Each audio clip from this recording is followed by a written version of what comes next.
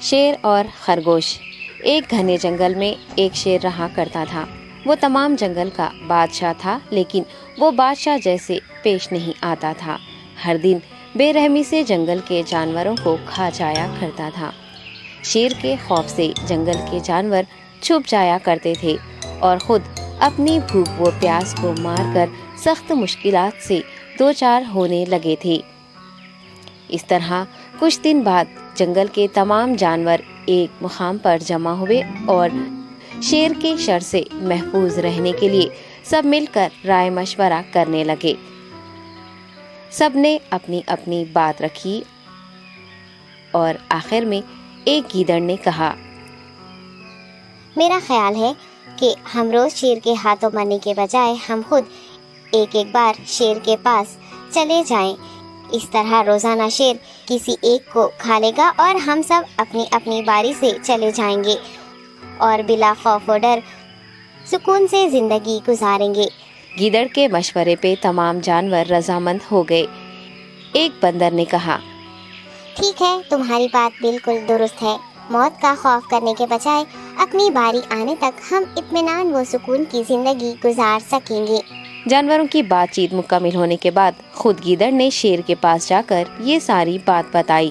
گیدڑ کی باتیں سننے کے بعد شیر نے کہا، میں بادشاہ ہوں، اس لیے تم سب کی بات مان رہا ہوں، لیکن ایک بات غور سے سن لو۔ اگر کسی دن مجھے جانور ملنے میں تاخیر ہو جائے تو میں خاموش نہیں بیٹھوں گا اور دوبارہ تم سب پر حملہ کرنا شروع کروں گا۔ شیر نے بڑے غصے سے یہ سب کہا۔ شیر کی باتیں سن کر گیدڑ نے سر ہلاتے ہوئے حامی بھر دی اور وہاں سے چلا گیا۔ اس دن کے بعد ایک ایک جانور بلا ناغہ اپنی اپنی باری کے مطابق شیر کے پاس جانے لگے اور شیر سکون سے اپنے پاس آنے والے جانوروں کو مار کر اپنی بھوک مٹانے لگا۔ یہ معاملہ ایسے ہی چل رہا تھا اور ایک دن شیر کے پاس جانے کی باری ایک خرگوش کی آئی۔ وہ خرگوش بہت ہی ہوشیار تھا۔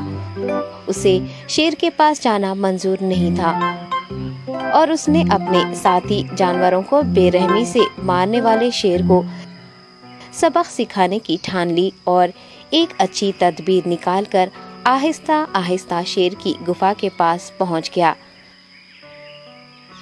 تاخیر ہو جانے سے شیر کافی غصے میں تھا اور خرگوش کو دیکھ کر غصے سے کہنے لگا، میں نے تم سب کو پہلے ہی کہہ دیا تھا، دیر ہو جائے تو میں خاموش نہیں بیٹھوں گا۔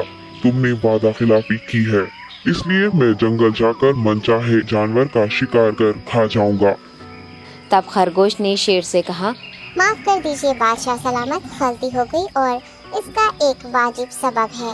اطمینان رکھیے، میں بیان کرتا ہوں، آپ سنیے اور اس کے بعد آپ آرام سے مجھے مار کر کھا لیں۔ شیر نے پھر غصے سے کہا، وہ کیا بات ہے، جلدی بتاؤ۔ خرگوش نے کہا، بادشاہ سلامت، میں آپ کے پاس آ رہا تھا اور راستے میں مجھے ایک شیر مل گیا اور مجھے مارنے کے لیے آگے بڑھنے لگا۔ میں نے آپ کی بہادری کی بات اس شیر کے سامنے رکھی، لیکن وہ شیر آپ کے بارے میں بہت برا بھلا کہنے لگا۔ یہ سن کر میں نے غصے سے کہا، تم ہمارے جنگل کے نہیں ہو، ہمارے بادشاہ کے بارے میں ایسی باتیں مت کہو۔ یہ سن کر وہ شیر مجھ پر حملہ کرنے کے لیے تیار ہو گیا۔ یہ دیکھ کر میں نے کہا، تم مجھے مارو گے تو ہمارے بادشاہ تمہیں ہرگز نہیں بخشیں گے۔ تب اس شیر نے کہا، تمہارا بادشاہ میرا کیا کر لے گا؟ میں نے کئی ہاتھیوں کو اپنے پنجے سے مار گرایا ہے۔ تمہارا بادشاہ ہو یا کوئی اور ہو، میرے ہاتھوں بچ نہیں سکتا اور میرے سامنے کوئی ٹک نہیں سکتا۔ میں اسے ختم کروں گا۔ یہ سب بدتمیزی کرنے لگا۔ میں نے اس شیر سے کہا، تم ہمارے بادشاہ سے آ کر بات کرو۔ تب اس نے فخر سے کہا، میں کیوں آؤں؟ تمہارے بادشاہ میں دم ہے تو اسے ہی یہاں لے کر آؤ۔ یہ کہہ کر مجھے دبانے لگا۔ بادشاہ سلامت، اسی لیے آنے میں تاخیر ہو گئی۔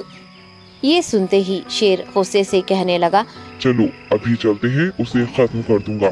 یہ سننے کے بعد خرگوش نے شیر کو جنگل کے درمیان موجود ایک کنویں کے پاس لے گیا۔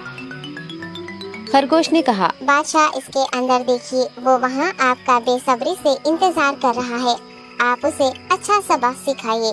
شیر غصے سے فوراً کنویں میں جھانکنے لگا اور زور سے دہاڑنے لگا۔ تب دوسری جانب سے بھی دوسرا شیر دہاڑتا ہوا محسوس ہونے